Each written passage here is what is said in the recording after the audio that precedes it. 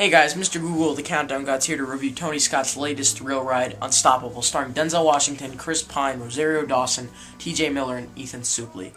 Now, the basic plot of the film is that Chris Pine and Denzel Washington are newly acquired teammates on a train company, and they're just basically hired to check all the trains to see if they're okay. And one day, when they first meet and they're partners now, they're newly acquainted partners, like I said, a train just gets friggin' fucked up, and it just goes wherever the hell it wants, like 100 miles per hour. And then Denzel Washington and Chris Pine have the balls to try to stop it. And it's pretty damn epic. Ballsy plot right there.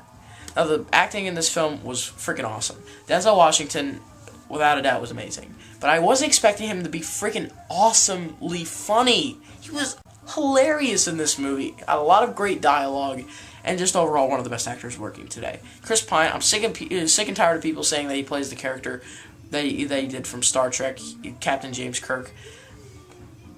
Not true, because in Star Trek he was pretty much just a smartass, and I liked that performance better. But in this, he had a little more depth to his character, and definitely had you felt what he was going through, and it was just a good character.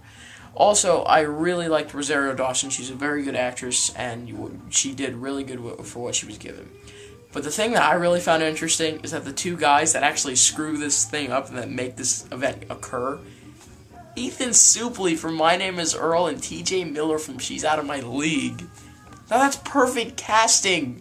Bad in this movie, I think the musical score doesn't really help it at all. I think the musical score is just totally overdramatic, and sometimes I couldn't really hear the dialogue. I think it drags quite a bit, in the beginning of the movie, near the beginning, a little after the 20-minute mark, and it kind of got annoying.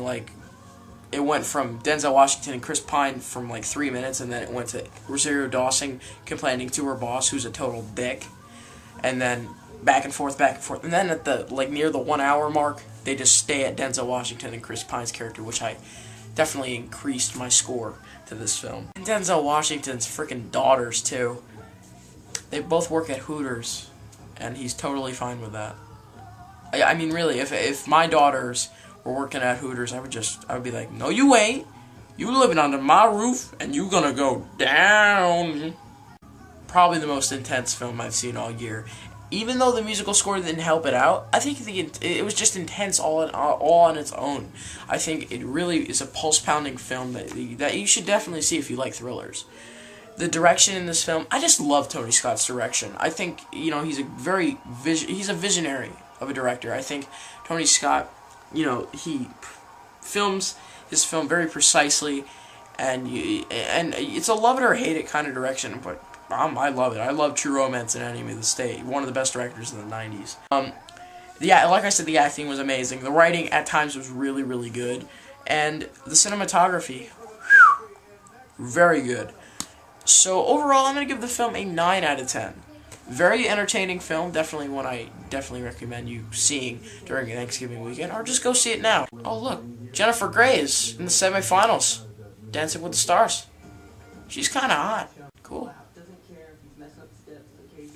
I'm Mr. Google, and I'm out.